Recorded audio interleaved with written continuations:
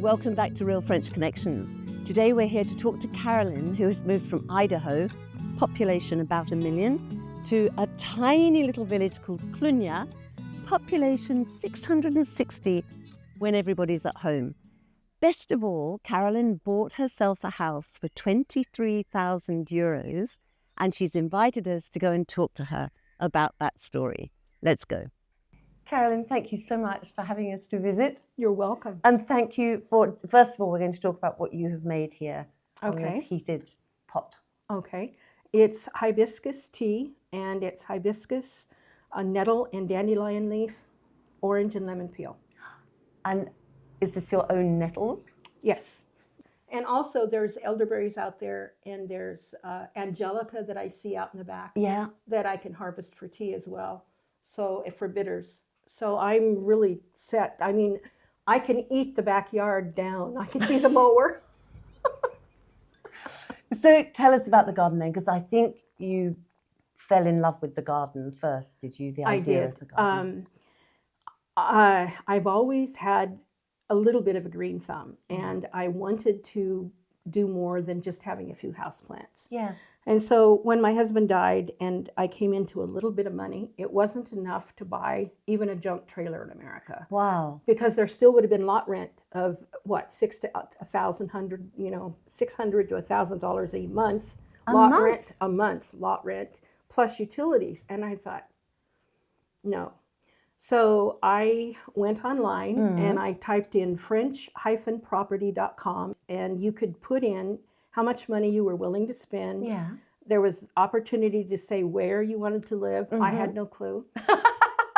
Except you knew it was France. No, it was France. So I typed in under 50,000 euros, and they gave keywords, and so garden, and it had to have either a stone or a tomette floor, because I wanted to have a fireplace, and I wanted to be able to cook in the fireplace. And I also wanted to take the fireplace apart and put a wood stove in it, so I did. Being a reenactor, we always had to have buckets of water around, so for sparks, so that you could put the fire out or dip your petticoats in it or whatever to get rid of the fire. And then this house kept coming up. The roof was in good condition, and it had a stone wall in the back, south-facing, against which I can espalier fruit trees. Fantastic. So it had a shared well. It had 632 square meters of garden. I bought the house because of the garden, and the roof didn't leak. I didn't care about the rest of it. Really, I didn't. That was important to me. So she asked 24,000 euros. 24,000 euros. So by your calculations, that's 2 years of trailer rent. Exactly. And I thought, and I would have nothing. So I thought, okay, fine. So I did it, and then I told my kids I'd already done it. Oh, Carolyn. And they thought I was crazy. They didn't speak to me for several months.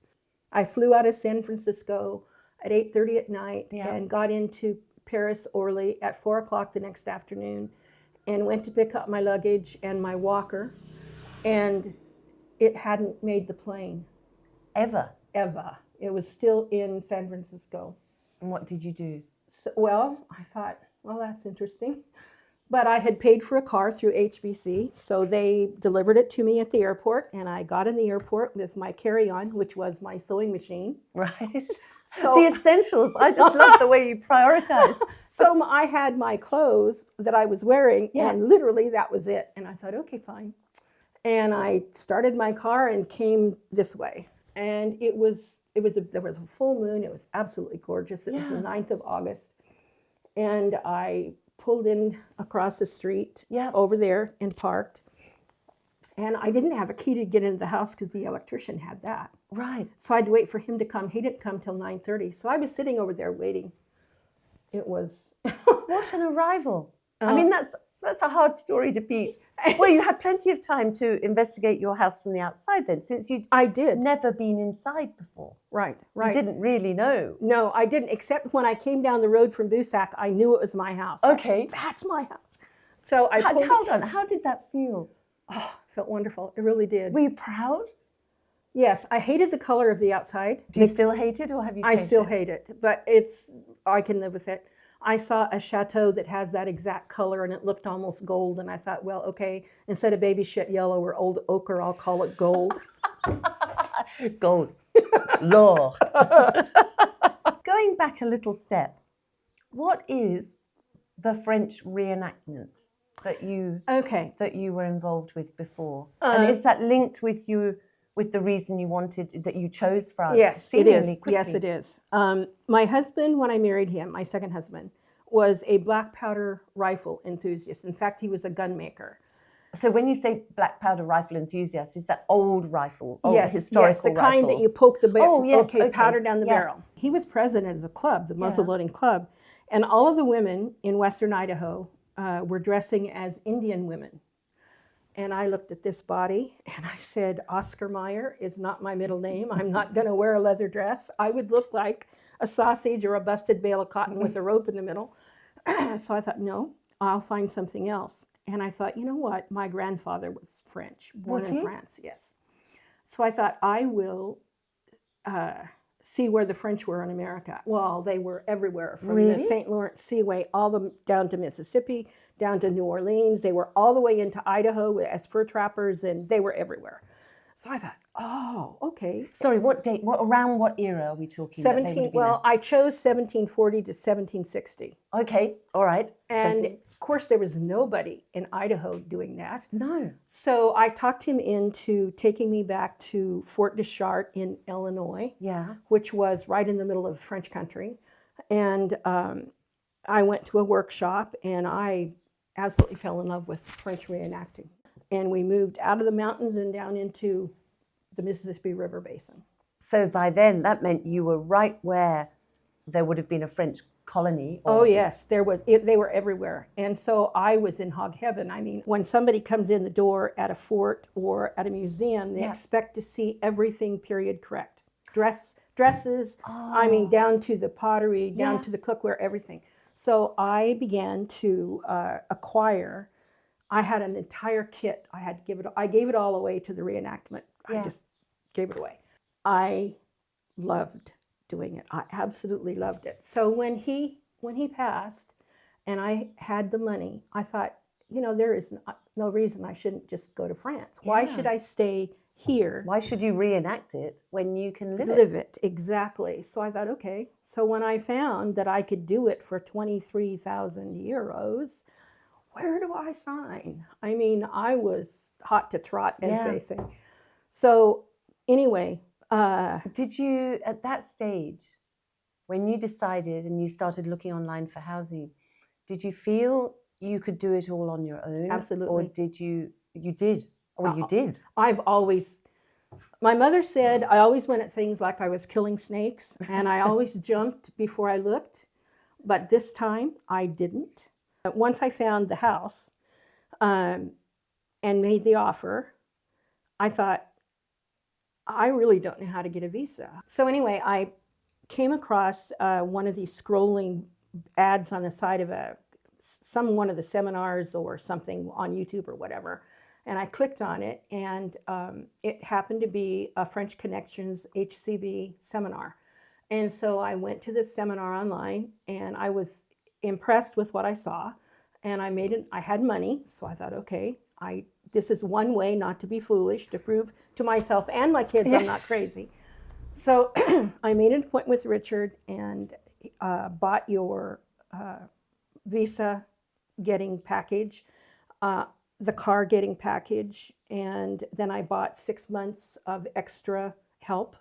Oh yes, good idea. The settling in sort of help. Because I knew that I would need it. It made perfect sense. Yeah. At the time, I did not know, and I don't even know if HCB offered it at that time, where you could actually buy a house or a rental or renovation and have a general contractor who did all the work for you. I didn't know that.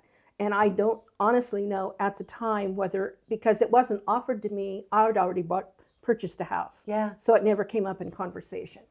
But I'm amazed at the opportunities that you offer people like me who are willing to get up and become a pioneer, literally backwards. Literally a pioneer. It's backwards, but that's what it is. I was thrilled with their service. Once I got my visa, And I literally escaped out the door with my suitcases to keep from almost getting committed by my kids because they were so against what I was doing. They had not bothered to ask me what plans I'd made or how I'd arranged or none of that. It was just, "You're crazy, Mom."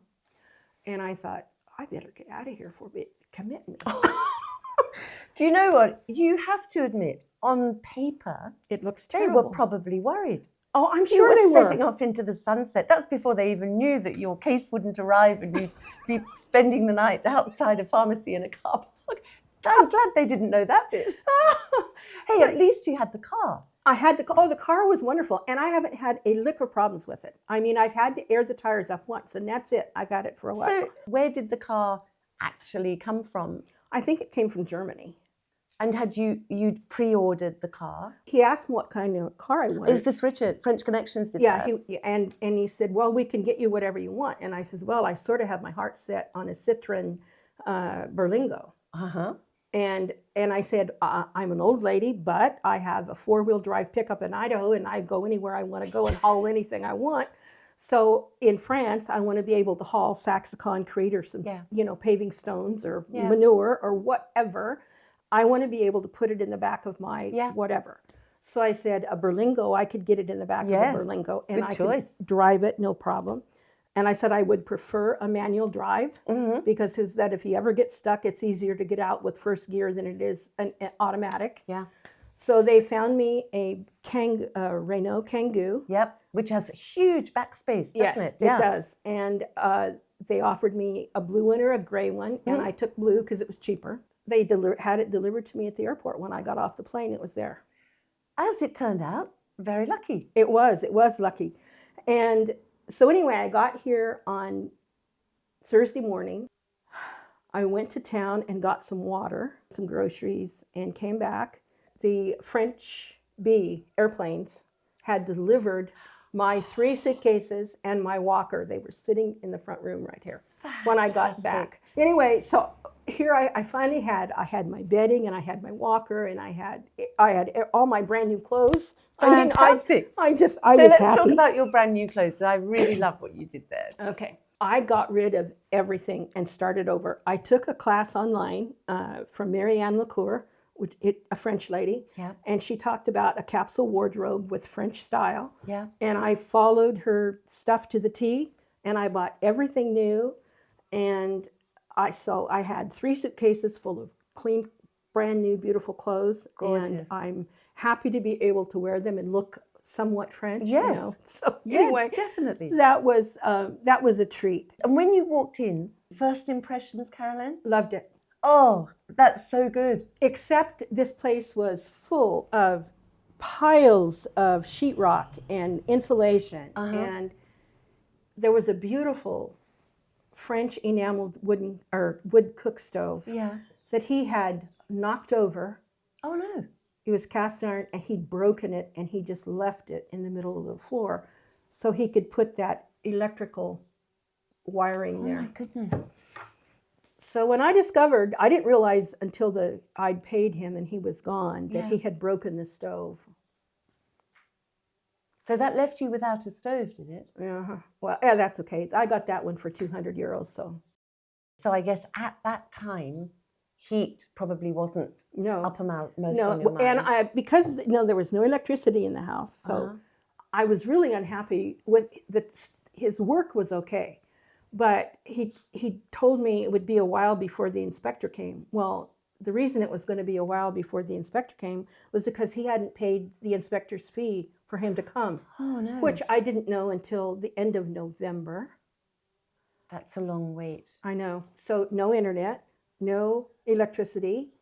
I got up when the roosters next door woke me up, and I went to bed when it got dark, which it was, closing in by then. November is pretty cold. I went to the realtor that I bought the house from in Busac because she spoke English, and I said, "Could you help me find why there's no inspector?" Yeah. So within 3 days, she had an inspector Karen. here. She had, the next week I had electricity installed, and then 2 weeks after that I had internet. So I lived on cold water and instant coffee. Nasty stuff. Yes, compared to this. Well, compared to hot compared coffee. To anything. Cold instant coffee. Cold water and instant coffee.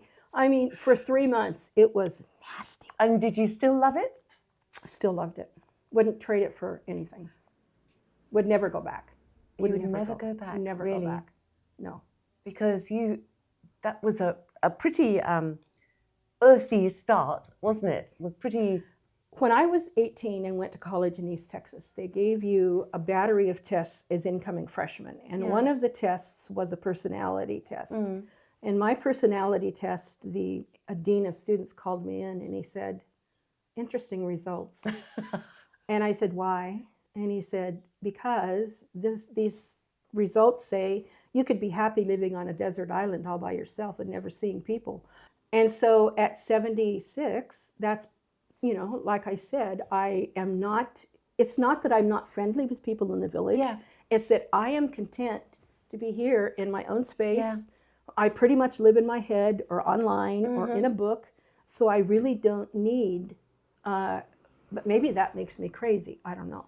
But anyway, that personality test really was me. I mean, it got me to a T. Yeah. My only prescription medication is a baby aspirin and vitamin D3K2. Yeah. I mean, I have lipedema and I have, but I don't have high blood pressure. Yeah. I don't have high blood sugar. I don't have diabetes. Mm-hmm. I don't have any of the problems that most people my age have. Mm-hmm. My money does not go for pharmaceuticals. Yep. So I figure that as long as I take care of myself and do what I know is right, I should be okay. Yeah. So I just do what I want. So far, I imagine that the house and your plans for the house and your plans for the garden, as well as your own way of communicating with the world and telling people what you're doing on YouTube, has kept you pretty busy. Oh, it has. And it has. And I was so thrilled with the results that I had when I first started. And then to have my channel disappear through my stupidity. Let's talk about that then. So your channel, when we first spoke, was up and running, and it was called The Little Old Lady Who Could and Did and Does.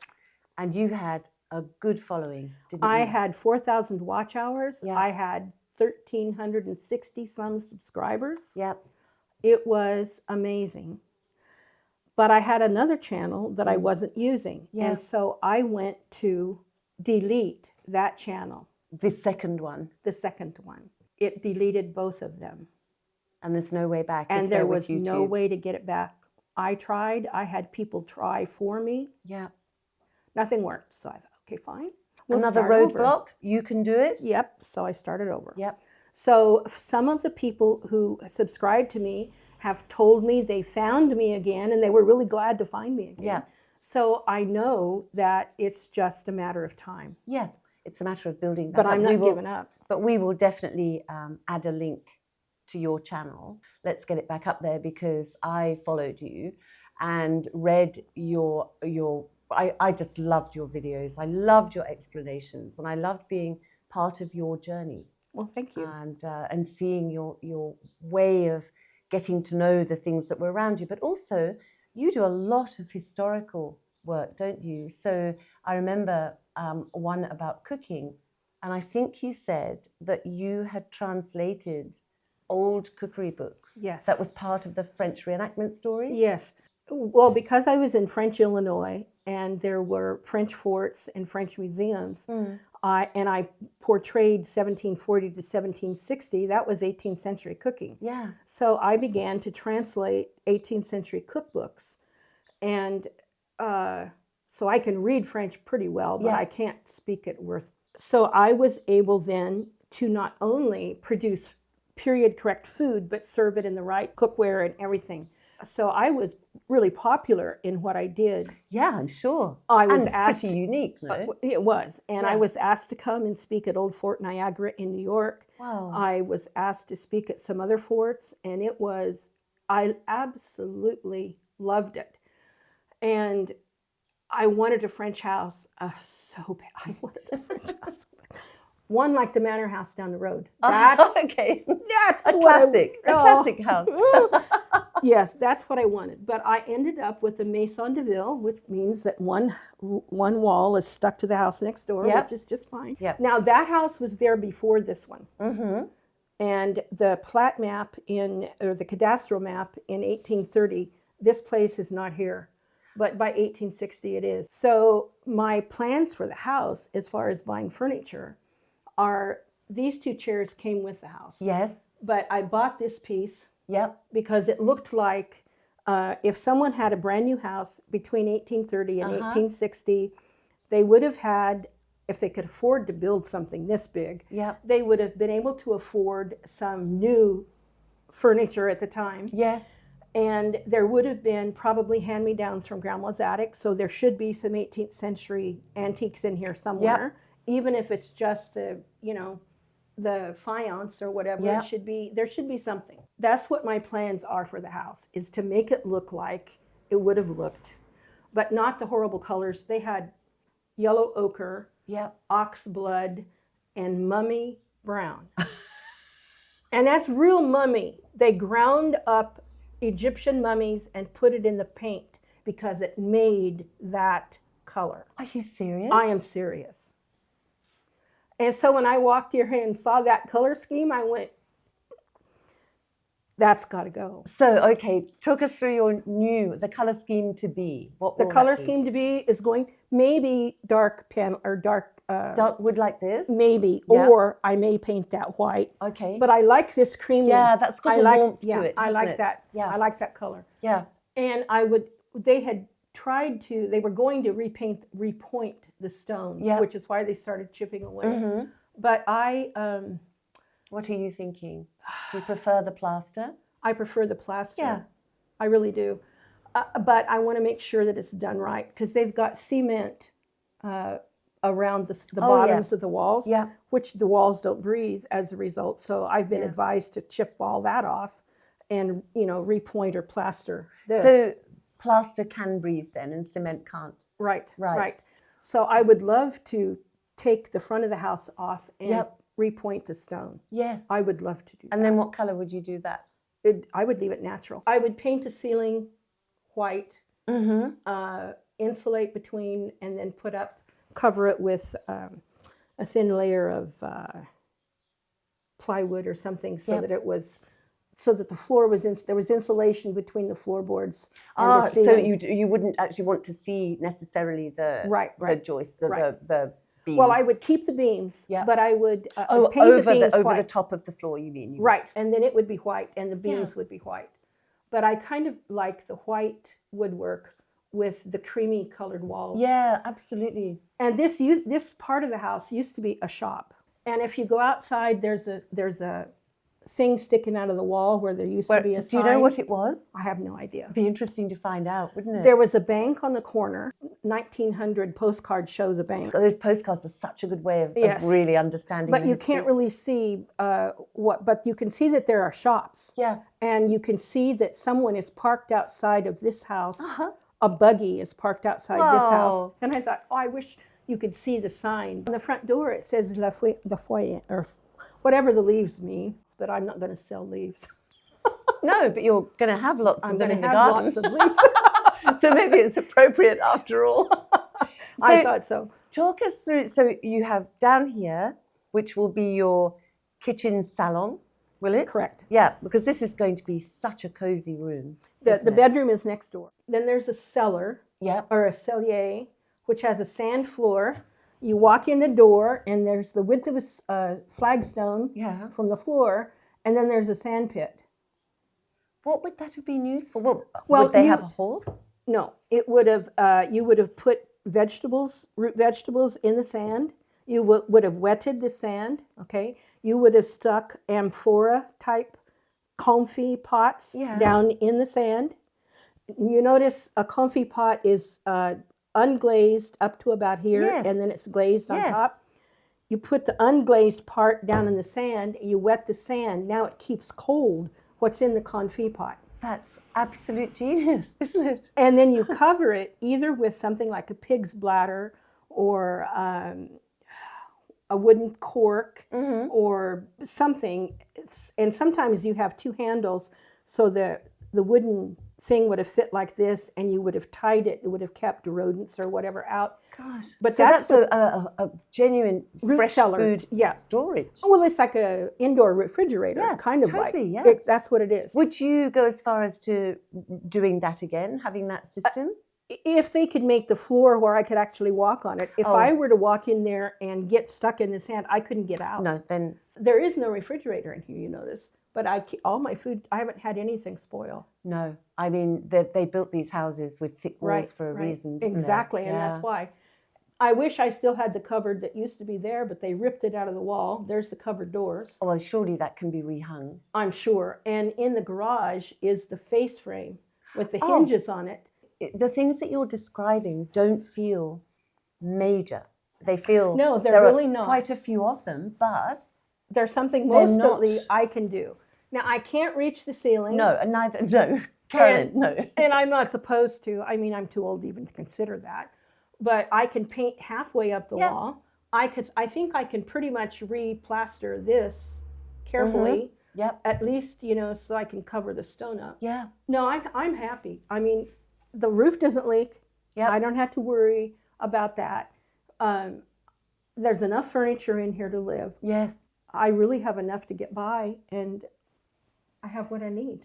So if you, because you've been here almost coming 2 up years. for it, that's quite a while. That's enough time to feel settled. Do you feel settled? Yes. Yeah.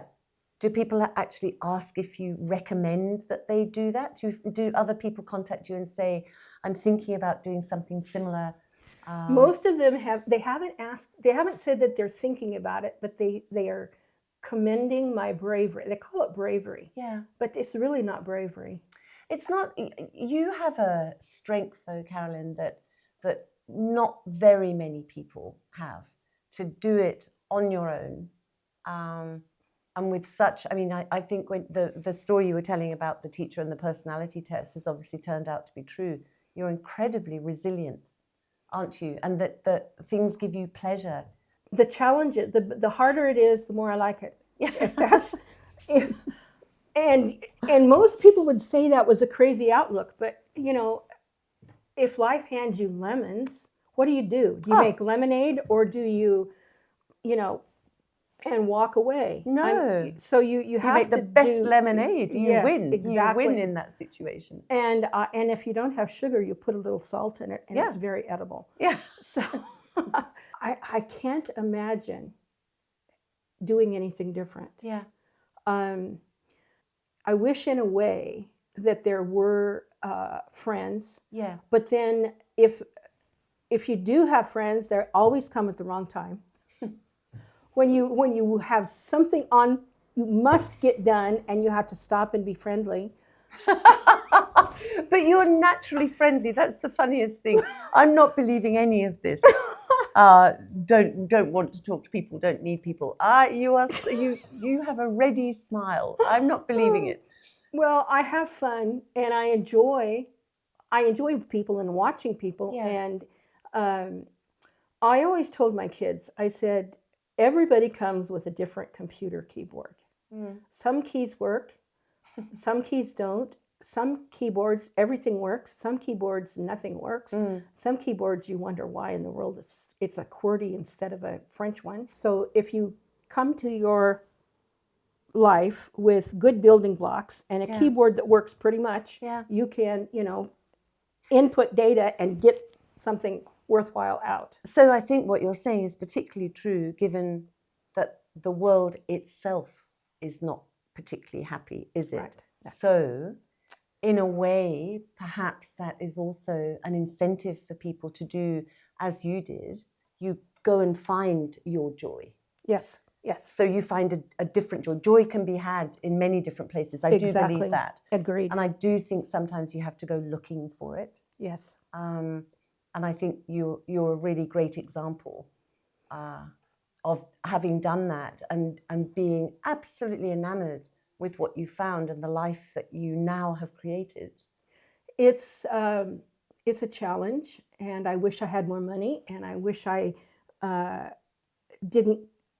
I wish I had come to this much earlier in my life. Do you? Because I wish I could have shared it with my husband. I mean, I wish we could have ended up here. He and I talked often about a time or a place. You walk into a place. I think they call it deja vu, but it's not really that. It's that's one way to describe it. There's something about the space, the place, whether someone lived there before and they're part of your lineage or whatever, but something about this space reaches out and takes you in. And you can feel that if people have been happy in that space, you can feel that when you enter that space. Yes. I feel that whatever it is here. Yeah. And it's not because I know the people or and so for me, learning the history, learning the archaeology, learning why they built the houses the way they did, everything about it, to me, that connects me to this place. Yes. This fall, when I have the bread oven going and I'm baking bread, the day that I got here, 5 o'clock in the morning, I expected to smell bread baking because the bakery is right across the street, right? Yeah. All it is a bread store. No bread smell. So to me, that's a big deal. When I was raising my kids, it was hot summer. I had the windows open and I had been baking bread, whole wheat bread. And all of a sudden there was this knock on the door and I opened the door and there was this construction guy standing there. And he said, "I'm sorry to bother you, ma'am," but he says, "I've got to ask you what you're doing in here." And I said, "I'm baking bread." He says, "Oh, I haven't smelled that smell since I was a little kid." Goodness. So I went to the kitchen and I got a loaf of fresh hot bread and brought it out and I gave it to him. He melted. They say the way to a man's heart is through his stomach. I mean, he looked like he died and gone to heaven. And I thought, so to me, I wanted to smell that smell when I got here. I knew there was a bakery. Well, it's not a boulangerie. Yeah. It's just a pan store. So you've created your own. So I'm going to, yes. Absolutely. And I'm going to open the windows and the doors so they can smell real fresh bread baking. You definitely have to do that, Carolyn. You have to. I'm going to. But would you not also think about some of the recipes that you translated back then? Did you write them up into a book or did you keep those translations? I still have the translations. Did you cook the recipes? I did cook the recipes. And yes, I would open up most of it was done in Dutch ovens. Right. So, I would have them back in the corner and I would lift this one and there would be bread in this one and there would be rice pudding in this one in a cast iron Dutch oven. I mean, there would be soup bubbling away in this one. There would be a chicken hanging on a spit, spinning on a thread over the fire. I mean, I had a ball doing that. I just got a feeling that in a year's time, we'll come back and we'll drive through. We'll have made an arrangement. We'll have made a booking and we'll come to Les Feuilles and we will be eating that history that you carry and have brought. Right. You've brought a knowledge, a working knowledge. It's fun. Here, haven't you? I have. And I would, I want to go out in a blaze of glory. Yeah. Of that I have no doubt. Oh, Carolyn, thank you. Thank you so much. You're welcome. I am so pleased to have this opportunity, and I just want to thank everyone who's watching because HCB, French Connections, is absolutely amazing. They are helpful. They know what they're doing, and the services that you guys offer now that weren't offered to me, again, I don't know whether they were available at the time, but because I already had purchased my house, that was, not necessary. Your company offers everything anybody needs. They can be just like me. They can just jump. And if your kids think you're crazy, do it anyway. That's wisdom. Thank you, Carolyn. You're welcome. Thank you.